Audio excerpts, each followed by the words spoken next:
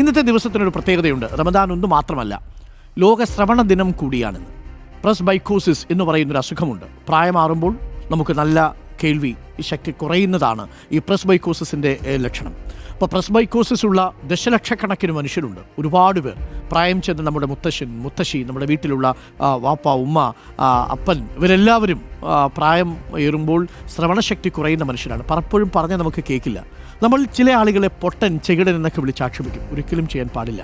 ലോകത്തെ മനോഹരമായ ശബ്ദങ്ങൾ കേൾക്കാനുള്ള അനുഗ്രഹം നമുക്ക് കിട്ടിയവരാണ്. അത് കിട്ടാത്ത മനുഷ്യരെ അധിക്ഷേപിക്കാൻ നമുക്കൊരവകാശവുമില്ല. അവർക്ക് കേൾക്കാൻ പറ്റാത്ത ശബ്ദങ്ങൾ നമ്മൾ കേൾക്കുന്നുണ്ടല്ലോ എന്നുള്ളതാണ്. അവരോട് അത്തരം സഹാനുഭൂതി കലർന്ന പെരുമാറ്റമുണ്ടാവണം. കുറച്ചുകൂടി ഉച്ചത്തിൽ നമ്മൾ പറയാൻ ശ്രമിക്കണം. ശ്രവണ സഹായികൾ അവർക്ക് വാങ്ങി നൽകണം. അവരെ അധിക്ഷേപിക്കാൻ പാടില്ല. ഉച്ചത്തിൽ പറയുന്നത് കേൾക്കുമ്പോൾ ചിരിക്കാൻ പാടില്ല. കാര്യം ലോകത്തെ ഏറ്റവും മനോഹരമായ ചെറിയ ശബ്ദങ്ങൾ അവർ കേൾക്കുന്നില്ല. അതേസമയം വേണ്ടാത്ത ചില ശബ്ദങ്ങൾ കേൾക്കുന്നില്ല എന്നൊരു ആനുകൂല്യം കൂടിയുണ്ട്.